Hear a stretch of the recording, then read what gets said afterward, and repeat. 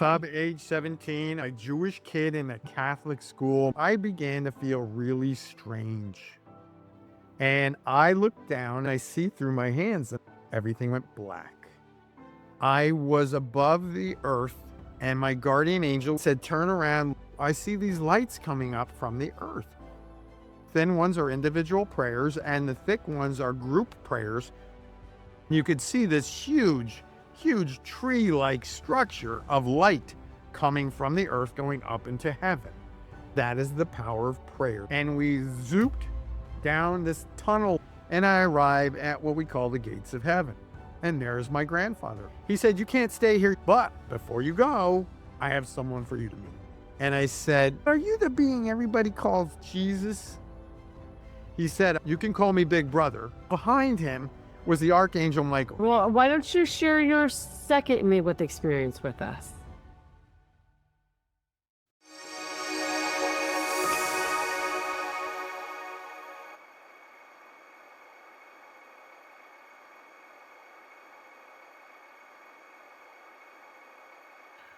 My guest today is Dr. Scott Robbins, who had not one but two near-death experiences, one in a car crash and another one where he died on the operating table. And in one of these NDEs, he was so dead that he woke up in a morgue.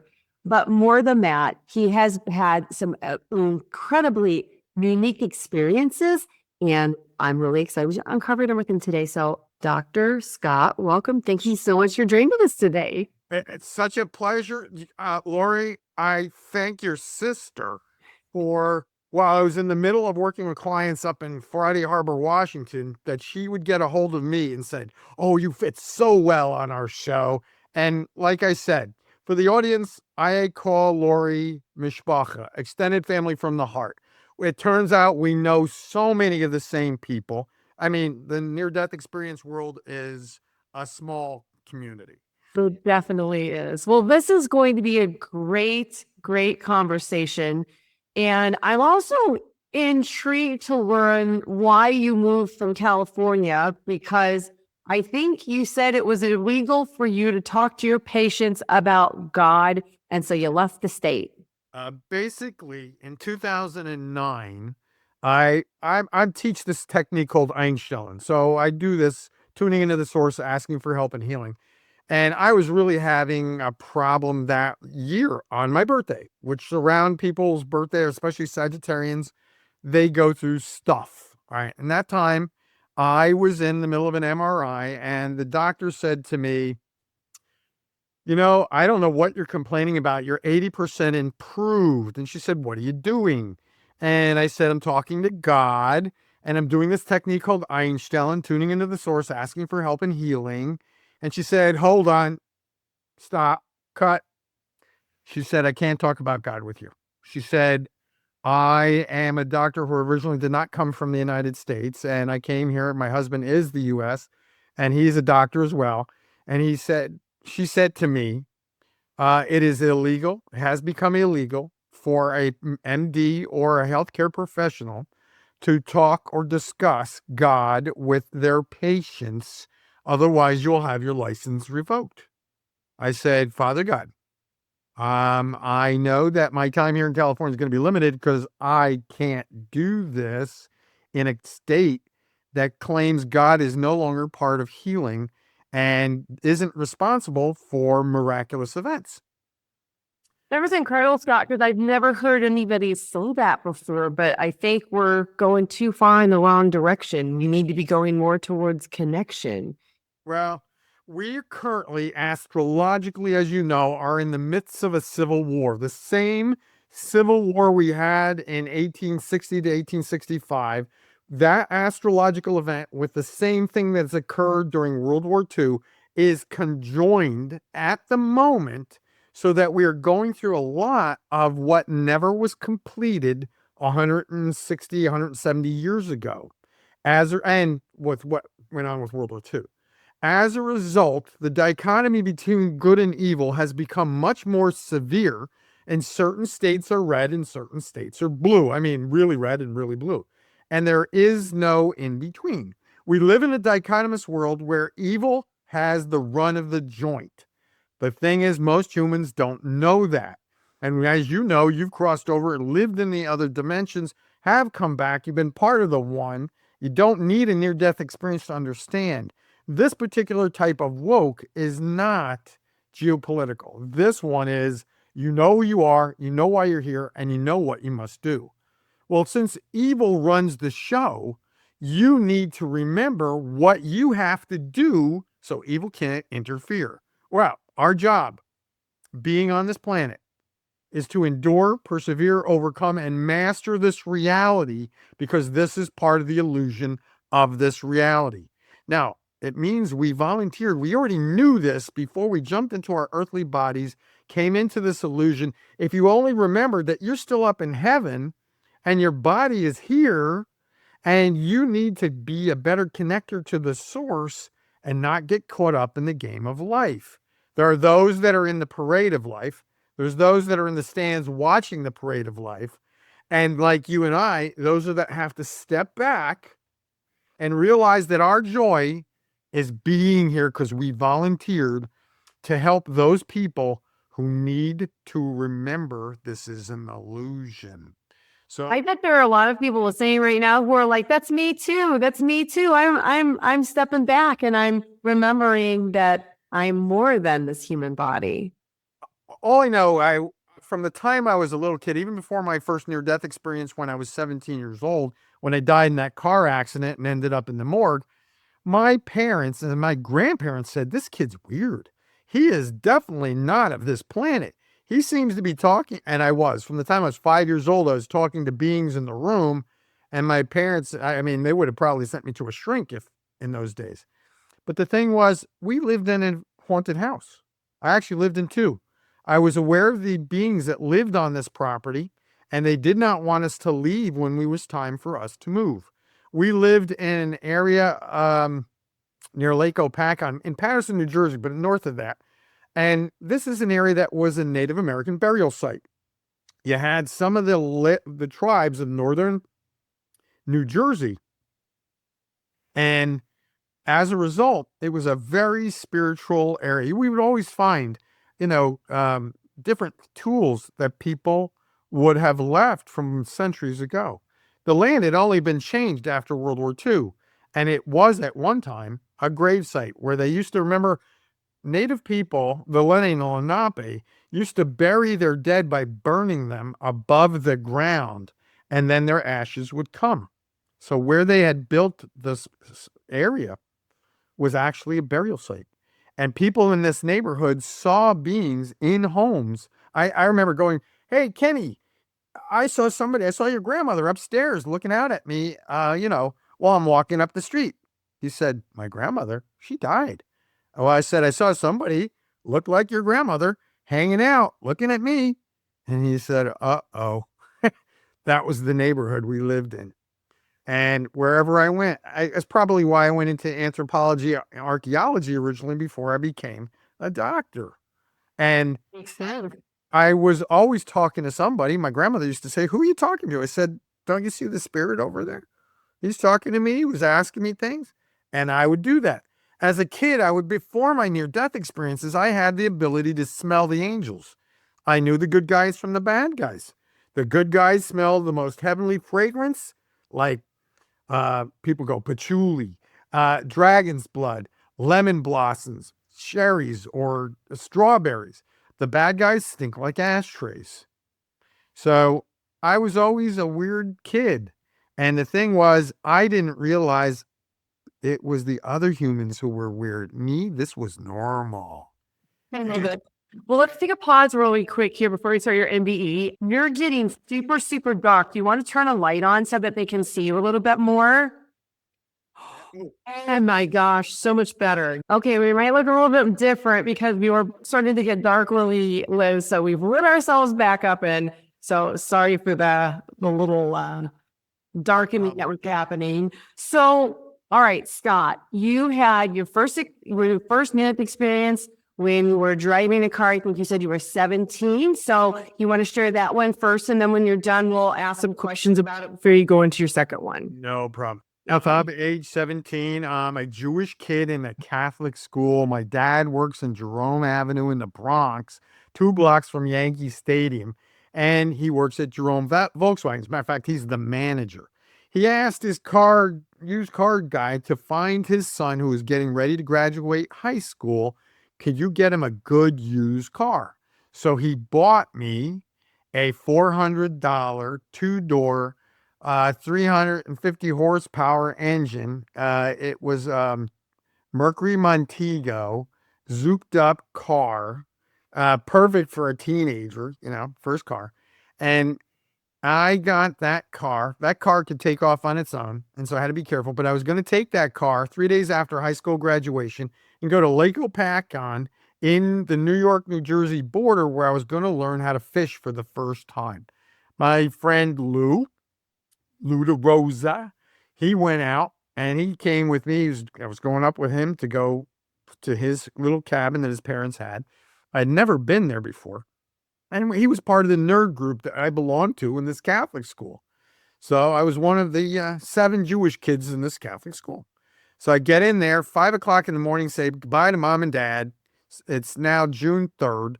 The seniors, they already had left school, but the graduation was a couple days later. We're driving up there. I go pick him up, 5 o'clock, get on, says Route 80, downtown Patterson, next exit. As we're getting onto the on-ramp to get on the 80 to go to the road that took us to Lake Opatcon, I began to feel really strange. And I looked down as I'm driving. I look down and I see through my hands and I said, if this is death, there's nothing to be afraid of. And the next thing I know, everything went black. I would be told, not by Lou, but by the state patrol officer, that I drove 23 miles from that point to the part where the accident actually happened. It sort of was like they took me out of my body before the accident was to occur. And it's like something out of a movie. The guy, Heaven Can Wait, they took him out of his body, but he could have avoided the whole thing. In my case, they took me out. And I came above and out of my body. I was above the earth, and my guardian angel was standing there and said, turn around, look at the earth, and tell me what you see. And I said, I see these lights coming up from the earth, some really small and thin, some really thick and big. He said, do you know what those are? I said, no. He said, the thin ones are individual prayers, and the thick ones are group prayers where people are praying for the same thing. For instance, when Pope John Paul was about ready to go home, literally millions of people were praying for him. And you could see this huge, huge tree-like structure of light coming from the earth going up into heaven. So when you are called out by your guardian angel, they're going to ask you, what is it you're looking at? And that is the power of prayer, the light that comes from your request up to the Creator in this invisible cloud. And that's what people call the Holy Spirit. That is at least one of the names that they do. So he said, okay, now that you know that, time to go. And we zooped down this tunnel-like structure. I saw everything zipping by me, like sitting in the back seat of a car doing 100 miles an hour. The light was just flashing by me. And I arrive at what we call the gates of heaven. And there's my grandfather, who I'm named for. He died 2 years before I was born. I'm named for him in Hebrew, but his actual name was Samuel, and my name is Scott. So I was named for him. And in the Jewish tradition, especially those who are Ashkenazic, you're named for somebody who's died. So who did I meet across there? My grandfather. Now, I only recognized him from pictures that I'd seen, but he'd already died before I was born. And I noticed I couldn't see any feet. I saw him floating in this diaphanous structure, and I knew his face, but he wasn't human. He said, you can't stay here. You don't belong. You haven't fulfilled your purpose and missions in life. But before you go, I have someone for you to meet. So he takes me into this room where there's 3 beings. 2 were facing me. I knew they were archangels of some kind. They were big. And one was facing away from me, and he was about my height. And he had wavy brown hair. And he turned, and he was slightly dark, like big suntan, like you would meet people in the Middle East. And he said, "Are you the being everybody calls Jesus?" And he smiled, and I knew it was because my heart opened up. It was very warm. He said, "I'm called, you can call me Big Brother. I will call you the Little Prince of Peace. I'm called many things to many people. You can't stay here. You don't belong. You haven't fulfilled your purpose and missions in life." Now, but behind him was the Archangel Michael. You couldn't miss him in his regalia, his armor. Next to him, his right, my left, was another angel. I knew he was a big angel. I didn't know who. He said, "You will meet me again in the future and you will figure out who I am. They will call my body one thing, but that's not who I am. You will learn a simple technique to heal yourself and share that with other people. But you got to go now." And I went, shoot. And just as that happened, I got pulled back into my body. Now, for those that don't know my story, my mom and dad were called by the man that actually declared me DOA, dead on arrival. The police officer, the highway patrol officer for the state of New Jersey, had called my parents to tell them 2 hours later that your son was in a very bad accident. Please come identify his body. He never used the words, "he's dead." He just said, "come identify his body." My mom is psychic, she lived till 97. She was born on Halloween, and she said, "It's going to be okay." Herman, that's my dad's name. Her name was Hinda. Dad's name was Herman. They're both since crossed over, which means deer. And that's the German word for deer. Well, mom and dad somehow knew it. Dad said, "Should I go to the hospital?" It was St. Joseph Hospital in Patterson, New Jersey, where I was actually born. And mom said, "Herman, don't go to the front. Don't go in the emergency room. Go to the back." She didn't even know why. She said, "Just go to the back of the hospital." And there it said morgue. See, that particular hospital in those days was also the city morgue. So the city of Patterson, New Jersey, had the morgue in that hospital. So they parked in front of the morgue door. They opened the door, the double doors. There's nobody at the front. The hallway is dark. Thank goodness it was dark. I'll tell you in a second why. They see a person pushing a body covered up down this hallway and into the refrigeration unit. And as they get close, the man vanishes. They were like, "How could he just vanish like that?" My mom and dad said, they told me this months later. He said they just vanished. Well, they said there was a hallway door to the left and the light was out above. They thought, well, maybe they just both blinked at the same time, and he walked through that door and up the hallway, up a set of stairs. Because the morgue was actually around the corner underneath the building, but underneath in the back was the first floor. In the front, it was the emergency room, which was up one floor. All right, so they walk up to this body because this man's vanished, and he's covered in a shroud, this person. And they pull the sheet off, and it's me. And I sit up. "Mom, Dad, I met God. I met Grandpa." They said, "Son, come with us. You had a bad head injury." I went, "Okay." And I went, "Oh, man, I got a bad headache. Still have a dent in the side of my head from that. I hit the door handle of the old cars. Remember that? I flew out of my safety belt from the driver's side into the door handle and hit the window and the dash and ended up underneath the dash of the car. And my friend at the time crawled over me, grabbed the steering wheel, and prevented us from flipping over. We spun somehow. Don't really know because he was sleeping when we got hit or something. And we never knew. It's just that they never found the other car. Lo and behold, my mom and dad have to take me arm in arm off the gurney, the metal gurney. It was cold, and thank goodness the light was out in the hallway. I had a bad headache. I could barely see. They grabbed me in one arm, the other arm, and they walked me down the hallway and out the double doors, put me in the back of my dad's Jetta, Volkswagen Jetta, because he worked for Volkswagen. I laid down where they would drive me home, and the next day they would take me to Montefiore Hospital in New York City, in the Bronx. 2 blocks from Yankee Stadium. And they would introduce me to Dr. Barry Ludwig, who would become my neurologist. And he said, we can't really tell what happened.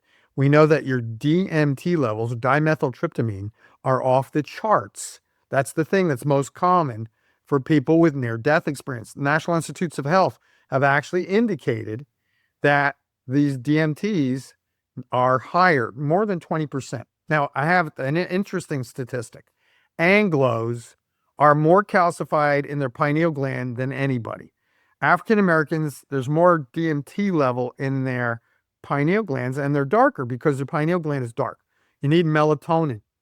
And as a result, the darker your skin color on the outside, the darker your pineal gland, and you will naturally have more DMT.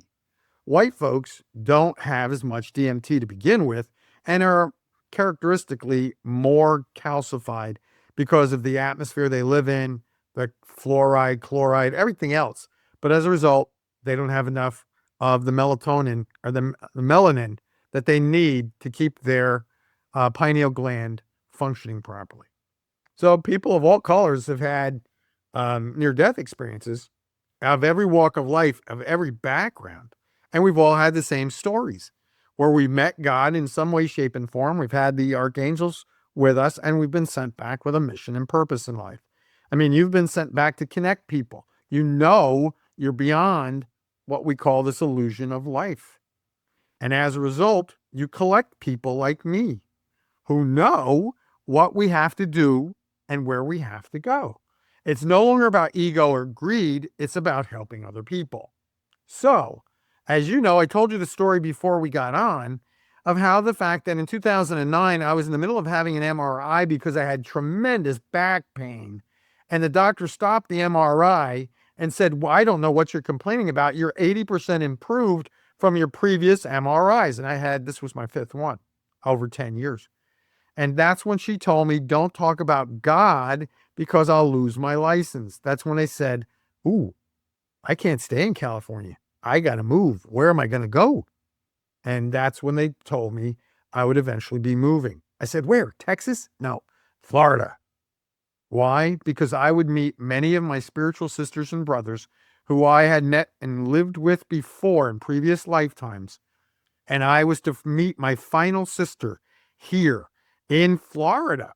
And I was told when I had come back from doing a talk in 2023 in Santa Barbara, please give me a sign where I'm supposed to go. So I arrived home. I just sold my mom's house. I was temporarily living with some other housemates. And I said, please give me a sign. It's time to go. And as I walked in the door, not 5 minutes after I arrived home, they asked me, please leave. We want you to leave. We want you to move out within the next month. I said, I paid all the way to the end of January. I'm not leaving until January. And then the angels told me I had to leave on the 30th of January and I had to be in Florida by the 15th of February. So I did. I drove straight across, went through Arizona to see my brother in Apache Junction, and headed on out and ended up in Florida on the 8th of February. Put out an ad, furnish finders, where doctors find temporary places. And lo and behold, 2 hours later, my 42nd spiritual sister, Dr. Victoria Miller, who is a doctor of Chinese medicine and acupuncture, called me. We clicked. And then it was when I was with her at dinner, I went, you're my 42nd sister. I know who you are. And started to tell her all about her past lifetime. And then she said, I wondered why I rolled my R's like Spanish people do, Spanish speaking people. And I fell in love with her dog. We work in the same office, have the same house. We help as many people. Many times we share different client member patients and we help one another. It was important for me to be with somebody that I call family. And I told Victoria, I finally feel at home since my mom's passing because I felt I had known her. Like I call you Mishpacha, extended family. I knew immediately Victoria and her kids I had been to and had been with before. The year 1303, 1313, that area.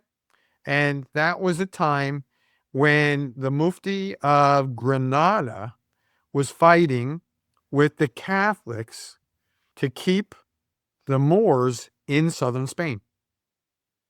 And I was the fifth son of a mufti. And my brothers and my dad had all died in battle with the Catholics.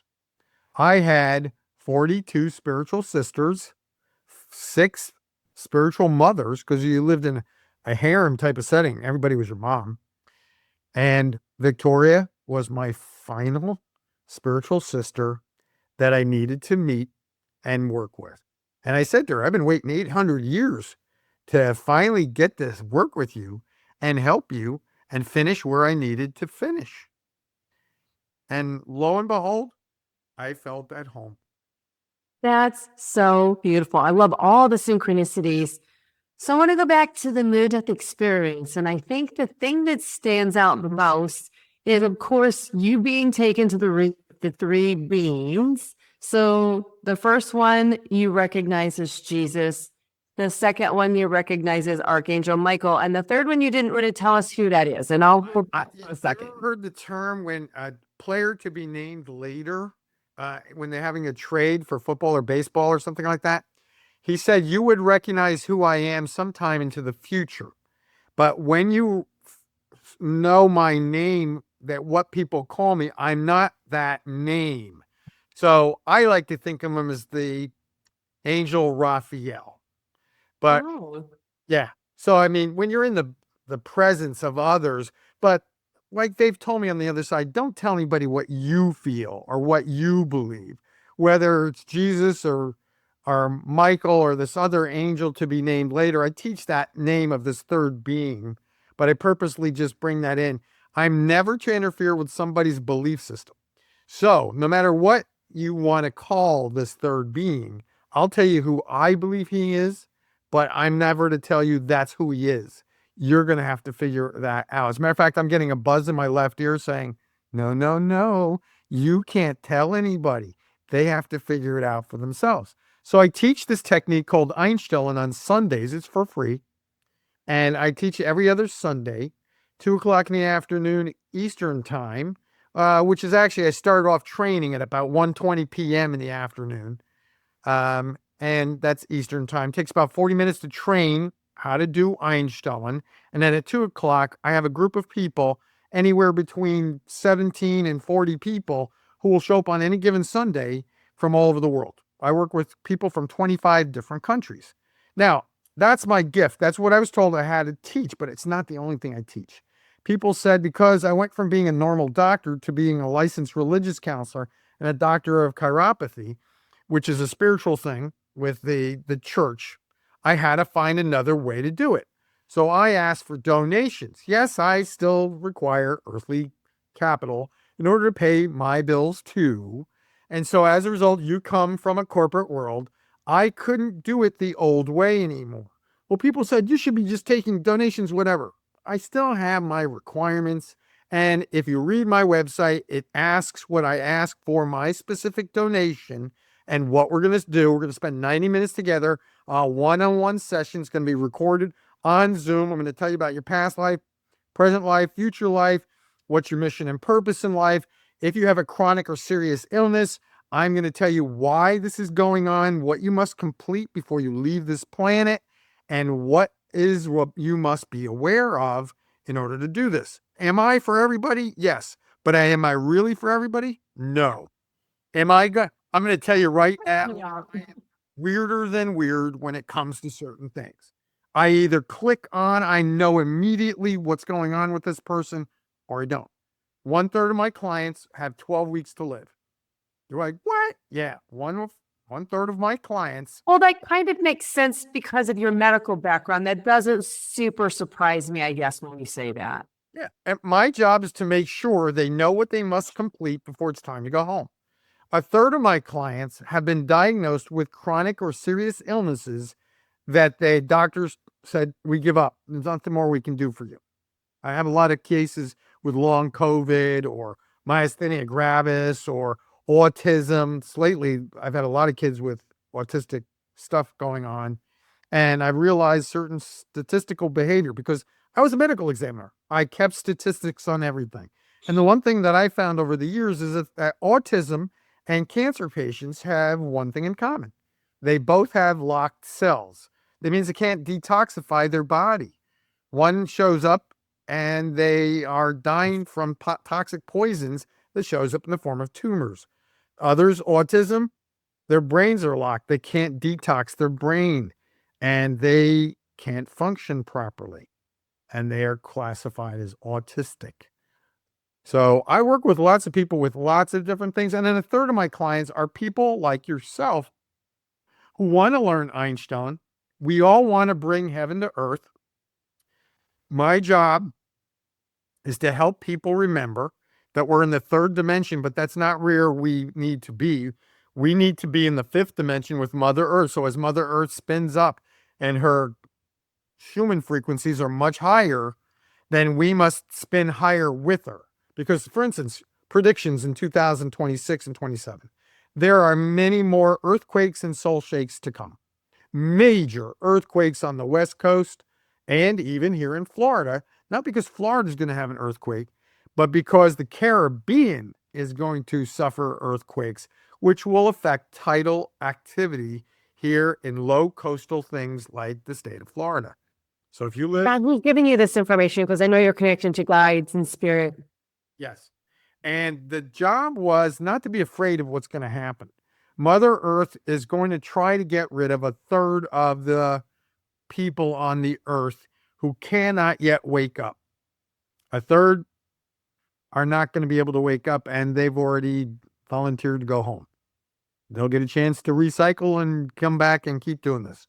A third will die from war, starvation, stuff like that, and disease. And then a third will restart the planet.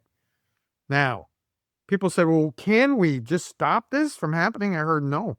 I've been told several times, no, we can't stop it. So what's going to happen on the West Coast? I mean, I'll take an example. The other day, major mound underneath off the coast of Oregon, right where Oregon and Washington meet each other, that is a major volcanic activity going on underneath the water. It's right where some of the highest tidal activity on the West Coast is occurring. And will it affect the West Coast? Everywhere from Canada down to Mexico. And you've heard these things. And the objective is for me to take my knowledge, not accept the worst, accept the best. If people have to go home, they have to go home. But not, and here's the difference. 9 million people perishing versus 90 million people perishing. I don't have the say in it. All I can do is keep focusing. So as few people that need to go home do, and those that don't, won't.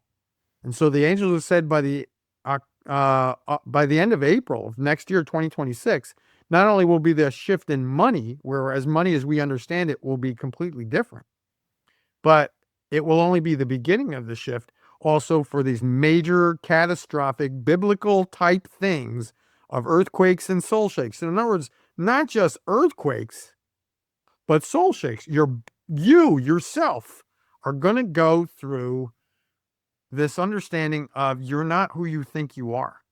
Well, who are you? You're a child of God who volunteered to come down to this reality and experience this reality firsthand, and then master this reality, endure, persevere, and overcome it.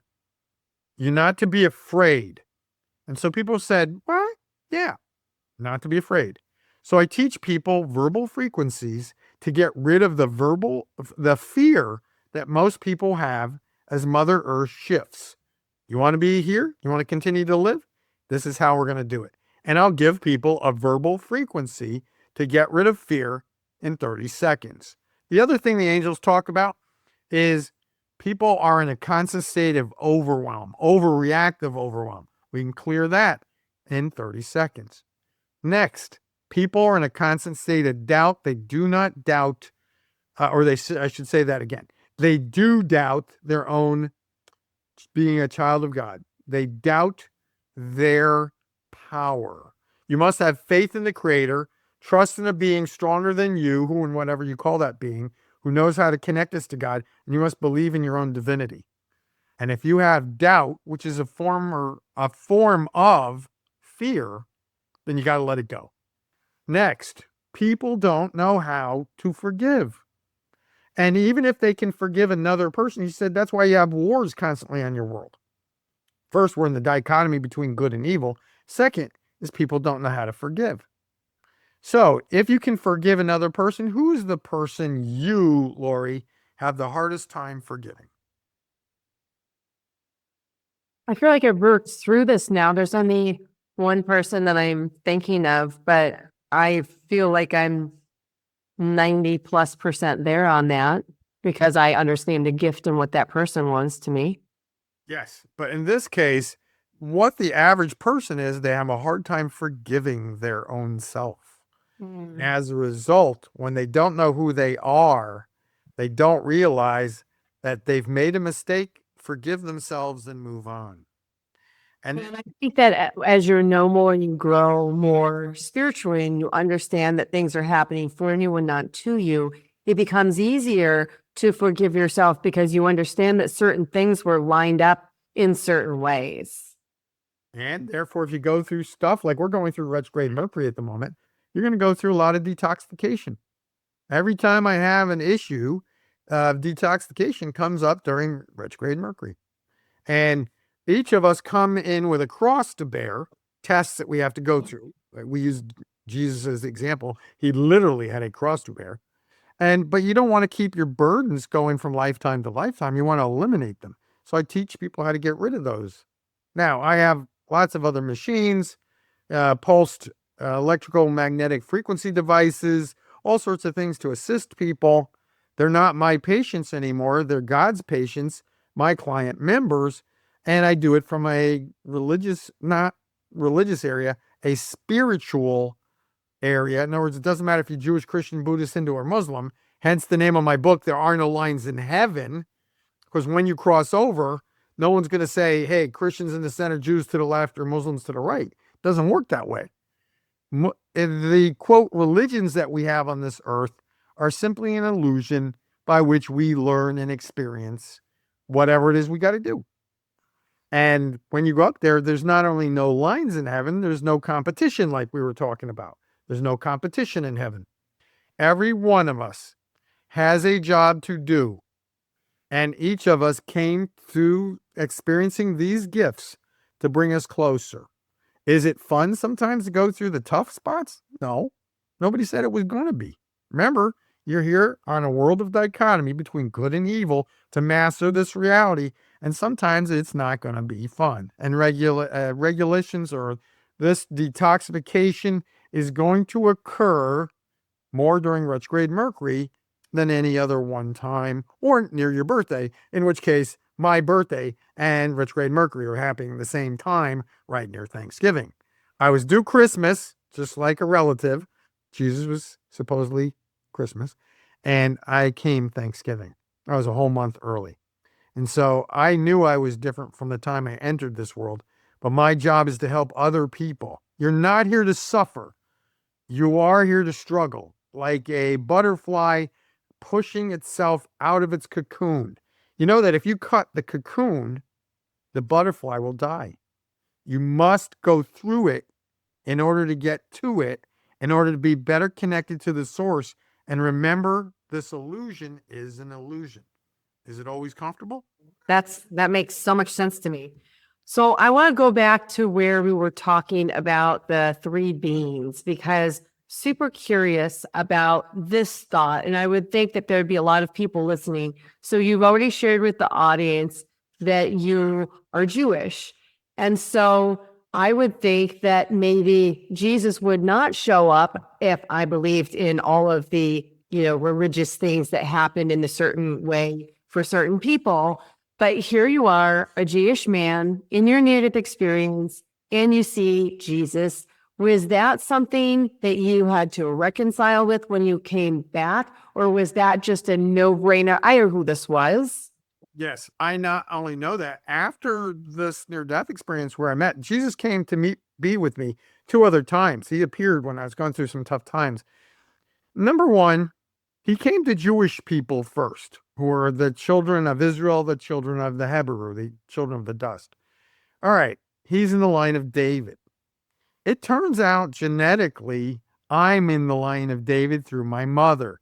I carry the trait of the Kohanim, the priestly class, through my mom, not through my father.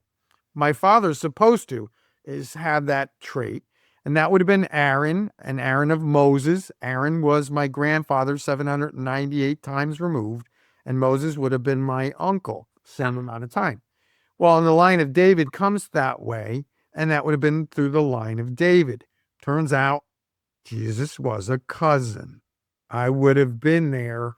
I would have called him Big Brother anyway.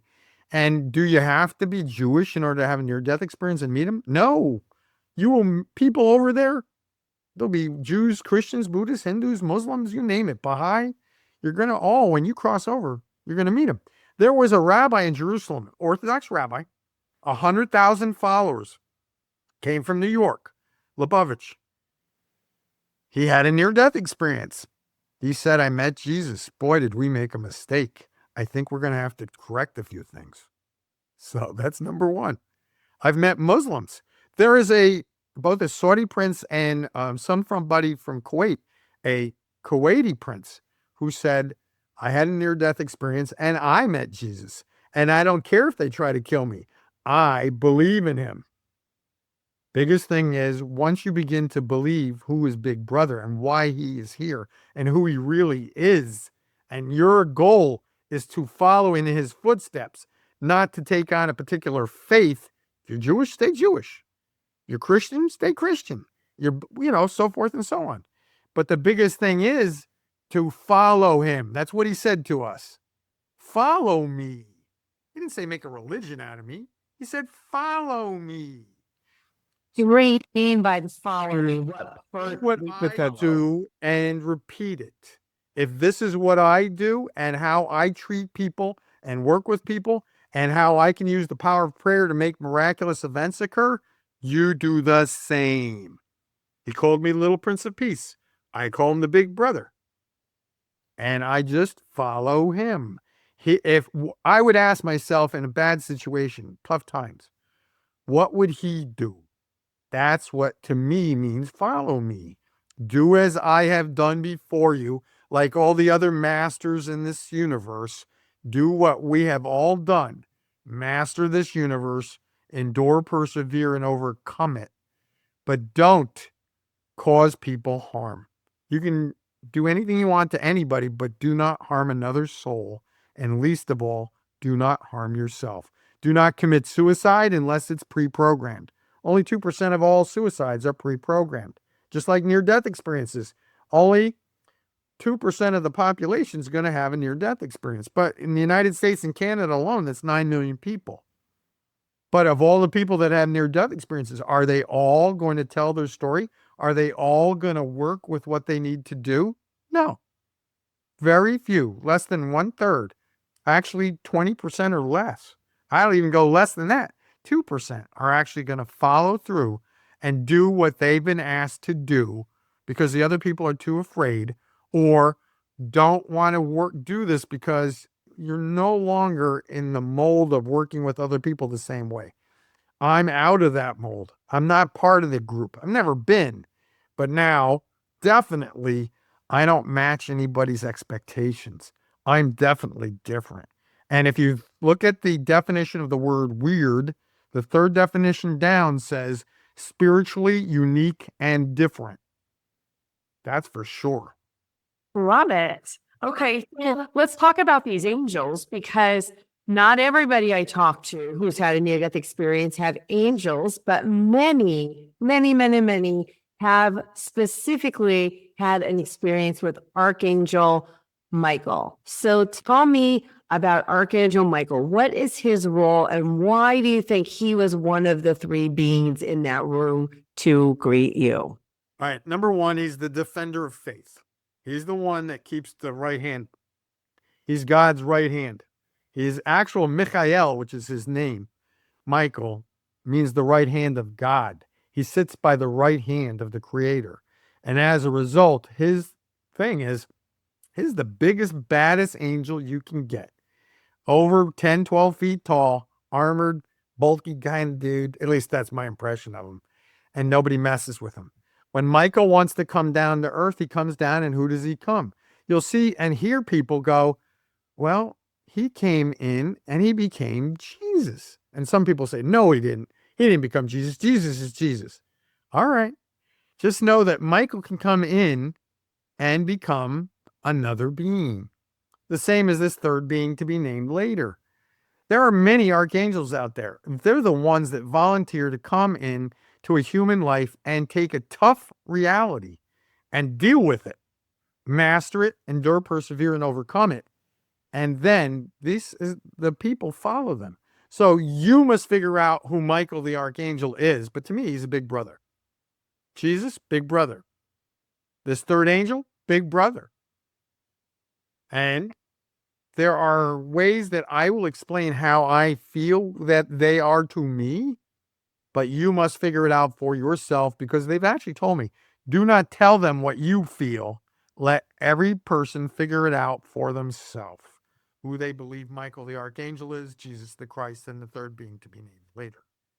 So do you continue to communicate with Archangel Michael and with Jesus in this form now, and you have conversations with them about different topics? Yes, you might say my conversations with God are with my angel buddies, my big brothers.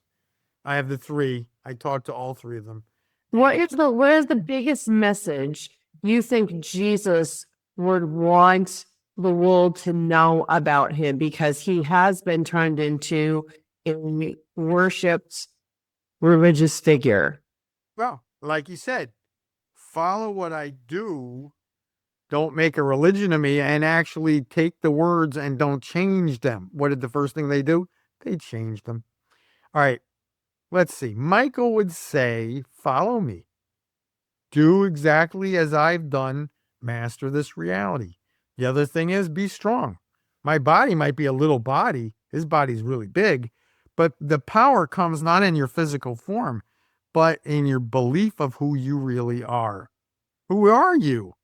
You're a child of God. You're here to master this reality. And Michael is the warrior angel. Nobody messes with him. I mean, the biggest, baddest dude on the planet. There's many archangels, and then angels come in many, many forms. There's good guys and there's bad guys. And your job is to make sure you listen to the good guys, not the bad guys. Michael, as a matter of fact, whether it's Jesus or Michael or this third being to be named later, with this ability to learn to do Einstein, tuning into the source and asking for help and healing, when you do that, I give this technique in a way that doesn't matter what you call yourself, Jewish, Christian, Buddhist, Hindu, or Muslim, you can still connect to the source and create miraculous astonishments and bring heaven to earth. Bring the fifth dimension down to this reality with Mother Earth and create heaven on earth.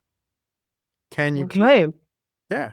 So now, we talked about the first near death. We've talked about all the things that I do to help people. My book's named There Are No Lines in Heaven. It's a website and it's a book. There Are No Lines in Heaven. You can get it in ebook or big book. But don't throw the book at anybody, because this book is heavy. It's 411 pages and it's third edition. It's going on to its fourth edition early next year. And it's going to just keep getting heavier. It will have in there everything you need to know of how to help yourself heal with the creator, the one, the all, the everything, the big guy, the big gal, the it. And you will learn. Now, the one part I didn't get into was the second near-death experience. Before you go there, I have two more things I want to ask you about this first near-death experience. All right. Okay, so I was shocked that you had your seatbelt on at 17, because I remember when I first started wearing seatbelts, and that would have been awfully young for wearing seatbelts at that time. My particular case, I was already a pilot at age 17, and I never went anywhere without my pilot harness, because my dad at age 15 sent me to become a pilot because my father was a pilot, and I was already wearing a 4-point harness when I was a glider pilot and Dahlgren Naval Weapons Base when I went for my training. I was a kid when I started to learn because my dad was Air Force. All right. So after that, I always wore my safety belt. So when my dad gave me my first car, age 17, I was already flying from the time I was 15. I was already really had a 3-point harness on a 1968 Mercury Montego. That's crazy. All right. I love that. I love that you explained that. Right. Let's go into the DMT. This might be a topic I really enjoy. I don't know if everybody in the audience enjoys it, but you touched on a couple of things that I think are really important. Dr. Luke Strassman wrote a book called DMT, the God Molecule. He studied synthetic DMT in hospital settings for over 25 years. And one of the hypotheses that he believes that DMT exists and was produced in the pineal gland is that it is an activator for the soul. So DMT is released from the brain when you are born, soul enters the body. When you die, soul leaves the body, or when you have a near-death experience. And so you're the first person I've ever talked to who talked about having a 20% registered amount of DMT in your system, which makes so much sense to me. And thank you. Confirms something that I've been talking about for a really long time. So will you elaborate on what you know about that just a little bit? All right, the National Institutes of Health indicate that the real way that they can identify a true person who's had a true near-death experience, not an out-of-body experience or a close call, is that your DMT levels, it's dimethyltryptamine, which is both a hallucinogen and a pain med, basically. And once you start to have this God molecule activated, it never goes back to normal.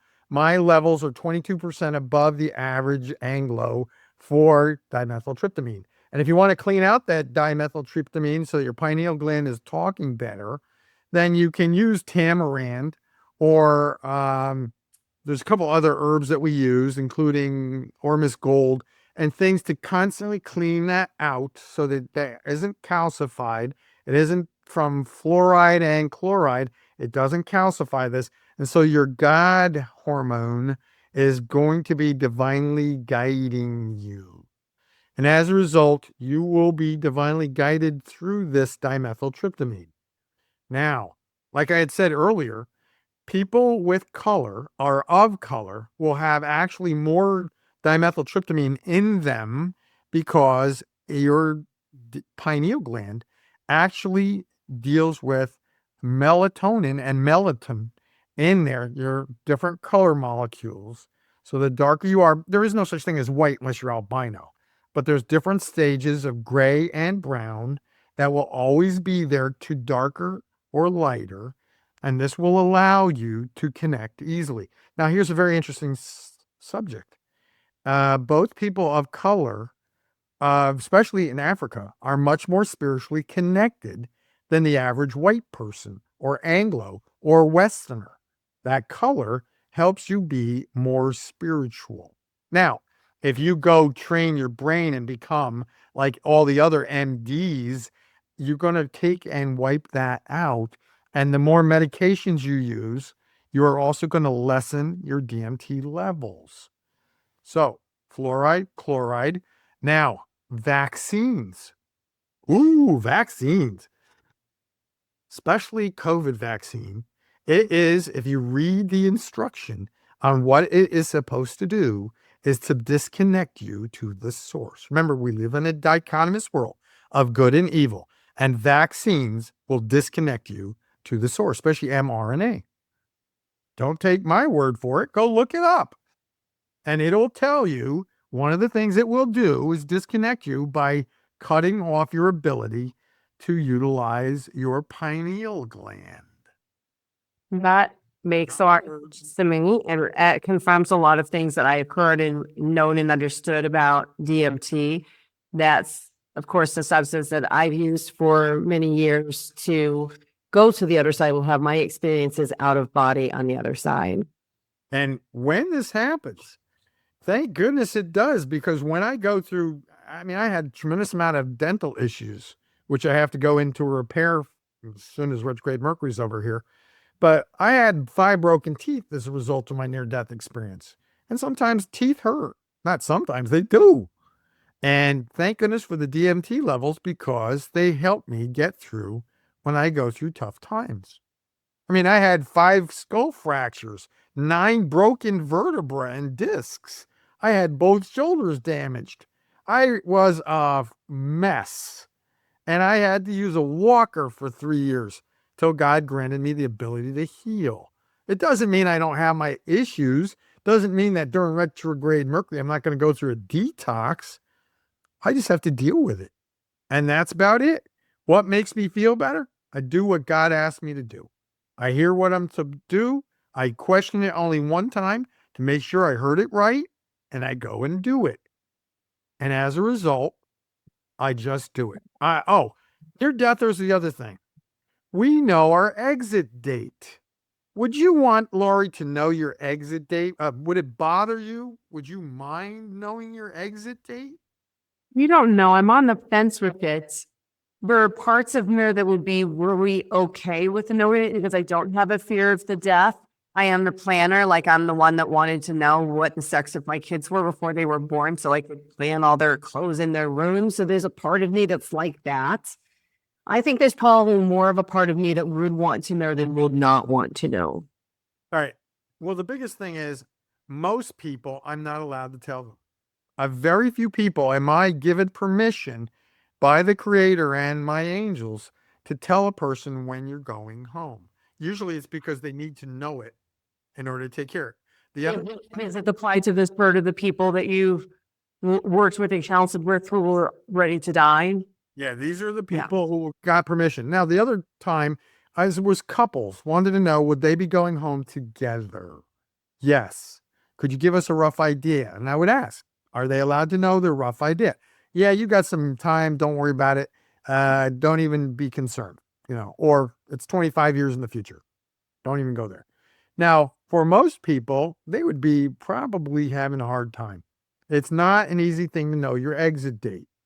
But when you do know your exit date, they said, we can't give you the exact moment in time because you'll be too concerned and not trying to do everything to prevent this from happening.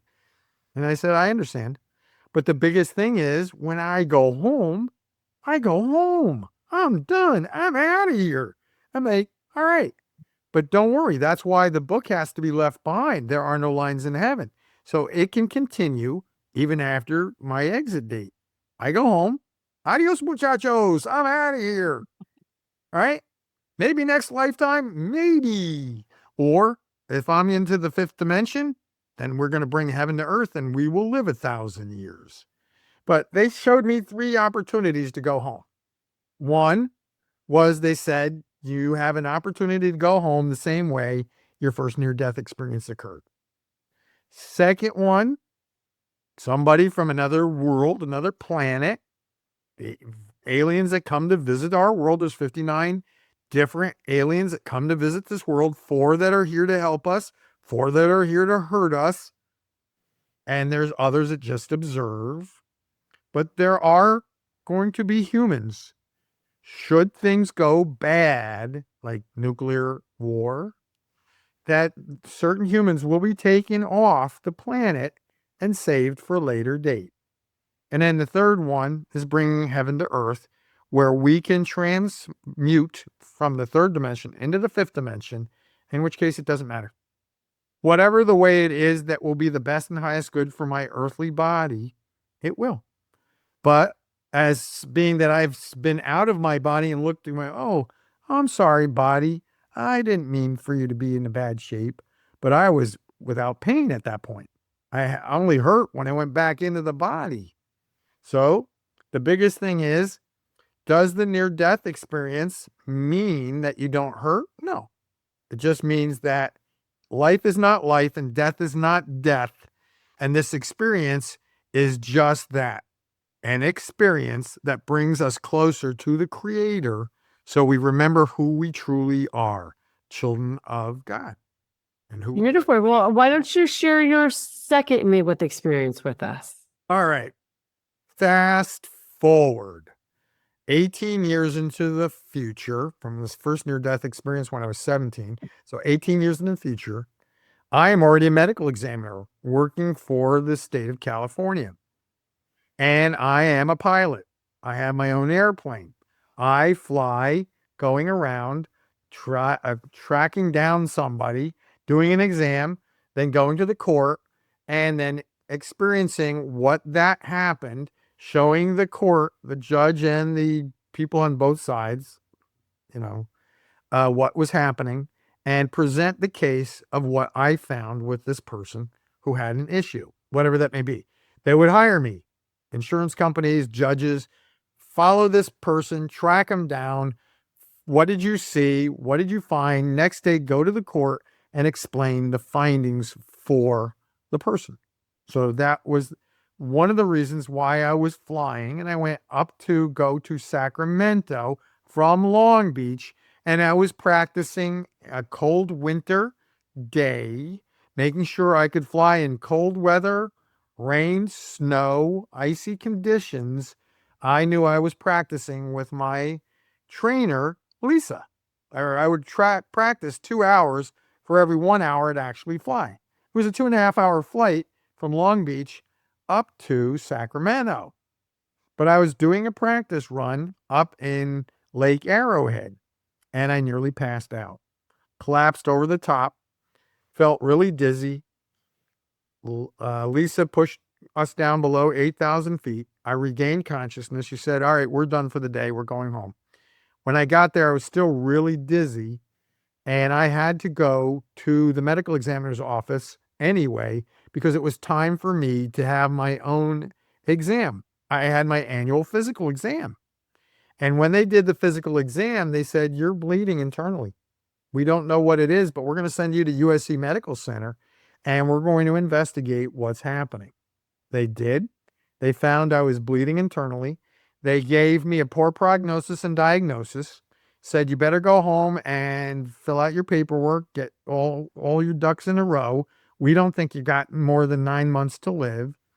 And I said, "No, I don't accept your diagnosis. I don't accept the prognosis. I'm going to go to Mexico. I'm going to go to the Gerson Institute and Hulda Clark, and I'm going to find answers for things that they had given me the diagnosis." I came back 3 months later, and they said, "Oh, we can't find anything wrong with you. We must have made a mistake." I said, "You do realize I'm a former medical examiner? I go to court for a living?" And they shut up. They lost my file. All my records disappeared. One doctor actually retired. The other doctor died. And the third doctor said, "You can't heal from anything unless it's with what we give you. You could not heal without an MD doing their drugs and medicines that you were supposed to be getting." I said, "I don't accept your diagnosis or your prognosis." And I walked out because I was a bit peeved with the doctor who said you couldn't heal from anything except you got that from us, what they needed to do. And actually, the fact that I refused to accept their diagnosis saved my life. If I had accepted their diagnosis and their prognosis, I would have died. So there was, 3 times they tried to say, "Oh, you can't live from this. You can't survive. You can't heal." And when it's time to go home, God will tell you when it's time to go home. And I'm telling everybody who's listening to it, do not accept your diagnosis. MD means medical doctor, not major deity. Doesn't even mean minor deity. It means a medical doctor. And I'm usually told you're like the mouse that roared, who points out the elephant in the room when I used to go to court. And the judge used to laugh. I don't care if you don't believe me. This is what it is. And this is what needs to be done. And if you don't accept it, that's your issue, not mine. And I will continue to do that to help other people, to help them remember, do not accept your diagnosis. Matter of fact, reject it. It'll be the first thing that saves your life. Now, when you got to go home, you got to go home. And then, Well, to take down bold, but it wasn't your time and you haven't fulfilled your purpose. yes. And when the time goes, like I said, I know the rough day and time. All right, fine. Then I'm out of here. Yeah. I'll start where I left off when I come back, and have to go back and just keep going till the big guy upstairs tells me otherwise. So that's what I do. My job is to be that gutsy person and to say, "Hey, I'm here to remind you who you really are. We have a big brother, several of them.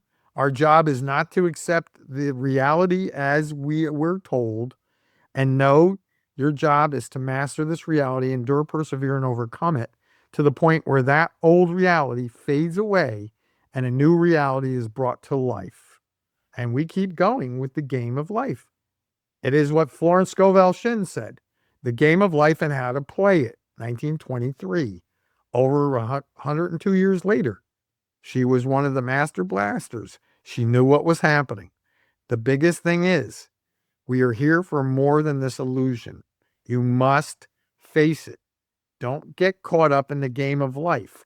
Just do what you need to do. You're not about ego and greed. You are about helping others. You know that because you have that ability to help other people. You helped your sister and other people who are still interested. They know, again, both of us, we're not here for everybody. We are here for a select group of beings, and we know what we must do to finish what we're here for and not get caught up in the game.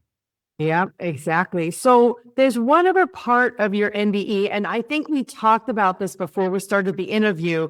So I don't remember if you mentioned this, but will you share the part about what you saw on Earth with the lights, the small lights and the big lights? Did you share that during your experience? Or did I like to tell people when I crossed over, the angel, of course, wouldn't let me go anywhere yet till I looked at the lights coming up from the earth. And he asked specifically, do you know what the thin ones are, the small ones and the thick ones, and what all that's about? And I didn't know. And he just basically told me the small, thin lights are individual prayers. And the big ones that look more like tree trunks are groups of people praying for the same thing to help other people heal. Once you begin to learn that, you get to see that through this illusion. You get to see the light when people are praying for multiple people. Or you want to make sure that they too have another reason for being. And this is that illusion that there's the earth and the other stuff. And it's just because once you begin to realize this is a great illusion and you can actually connect to the source of all that is at any time you choose. And doing so, the more you connect to the source of all that is, you have to step away from this other corporate world, like what you're planning on doing. This corporate world does not serve us. It's not about ego or greed. It's about helping other people. And in doing so, we're not here for everybody. We are here for what we need to accomplish and the people who are open to it. Is everybody open to it? No. No, no, but that's okay. That's okay. Everybody's right where they're supposed to be. The times that we need to do whatever we need to do are there to help one another so that we can each fulfill our reason for being, our purpose and missions in life. And it's a most interesting experience where we're not here to play that game like we used to. Like, I was really successful. I made a lot of money. And then all of a sudden, wasn't important anymore. That's not where I need to be. I just need to make sure I am here to help as many people wake up and smell the divine roses and be aware of it. Are we going to help everybody? No. We're going to help the ones that need to be helped and the ones who are ready to listen. Yeah, absolutely. Well, Scott, I would imagine the people who are listening would love to find out how to connect with you. And then tell us just a little bit about your book that you wrote too. There are no lines in heaven when you reach the pearly gates. No Christians in the center, Jews to the left, and Muslims to the right, for you are all children of God and you are all welcome. That's what the angels actually said to me. And it came about because of one of my clients, a man named Mr. Brown, who said, I believe in Jesus and only Christians go to heaven, nobody else. I said, who told you that? He said, that's what I've been told by my sect of Christianity. I said, that's funny. I've been over on the other side a couple times and nobody ever told me that. And so the book is named for Mr. Brown. There Are No Lines in Heaven. It's both an ebook and a standard big regular book of 411 pages. You can get it on Amazon. Just a little, it was just a quick little read. A quick little read. And it was originally intended to teach doctors and their patients what they needed to know. So half the book is about what they need to know in alternative medicine, spiritual healing, whether it's alternative, complementary, or integrative. The rest of the book is about the actual near-death experience and all of the different things that you need to know about that. And I'm here to help as many people as possible. So, I mean, I had people go, well, I can't believe in that. Well, that's your issue, not mine. My job is to help the people who are ready to be helped and to wake up and remind themselves who and what they are and why they're really here. So, There Are No Lines in Heaven is the name of the book. There Are No Lines in Heaven is the name of the website. You can go to my website, therearenolinsinheaven.com. You can find out what I ask for what I do and how I can help you. You're always invited for free twice a month on Sundays, 2 o'clock Eastern time. It's actually when I do the training. It's 1:20 p.m. Eastern Standard Time. And then I teach the people how to do Einstein. Then the groups of people from 25 different countries, we do Einstein together for the next hour and a half, and we help people create miraculous astonishments, make things happen by working together as a group to make miracles happen. Miracles, as Angel said, is not really the truth. It's simply the ability to create astonishments, because everything is always an astonishment when these amazing things happen. You can literally make things happen that shouldn't be able to, but you are. And when you learn how to play the game, you know how to make things happen. And so I give people the opportunity to find answers to other things that people don't know about. Use your gifts and abilities to master this reality. It's actually quite simple. I have lots of ways to teach people: alternative, complementary, integrative, spiritual. The biggest thing, get rid of emotions that don't serve you, clear that out, because no matter what the physical stuff is going on with pieces of equipment or any type of machines I have, if you know how to talk to God and if you can believe, have faith in the Creator, know that there is a being named Jesus and other beings that are there to master this reality, and then believe in your own divinity and know that you're here to master this and endure, persevere, overcome, and never accept anything negative. You are here to master this reality and make a life out of why you're really here, and not the game of life, but actually master it, whatever that may be. Now, there's other beings like me who know how to play the game. And as you know, there's many ways to master this reality. I just happen to use this one particular way called Einstein. So if you want a one-on-one where we use a group and you're going to spend 90 minutes with me and we're going to do it personally. I have a lot of doctors recently, nurses and doctors, who have learned that there's other ways to master this reality. And so I have a lot of doctors lately who want to know how to use this. There's other people, they are always here to help, but alternative, complementary, integrative, and spiritually to master this reality this way. Is it easy? It's easier than you think. And so you must believe why you're really here and what you must do. You've had your near-death experiences. You're out of the way. You know how to do this way more powerful, and you must use this in order to keep going. It's actually quite simple if you just remember who you are and why you're really here. And that's where you must change your reality and know why you're here. You already know how to do this. You are aware of everything that happens above and beyond this earth of reality. So it doesn't matter whatever it is that needs to be done, alternative, complementary, integrative, and spiritual, you can overcome and master this reality in whatever way, shape, or form that will be useful for you for your mission and purpose in life and why you're here.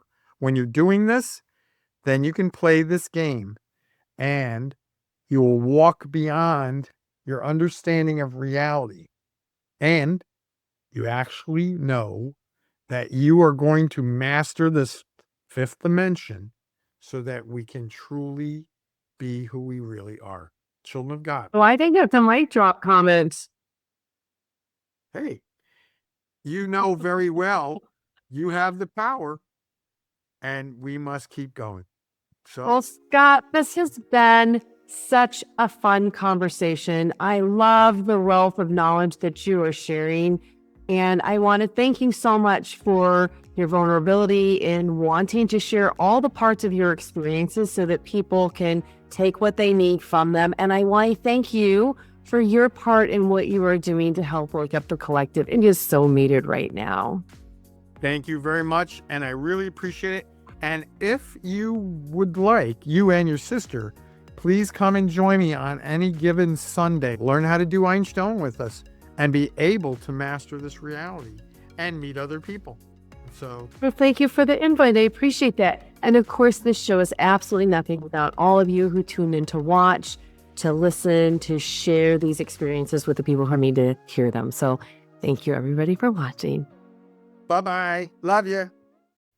I'm Lori Micah. If you like stories that open your heart and expand your soul, hit subscribe. This channel is Waking Up the Collective.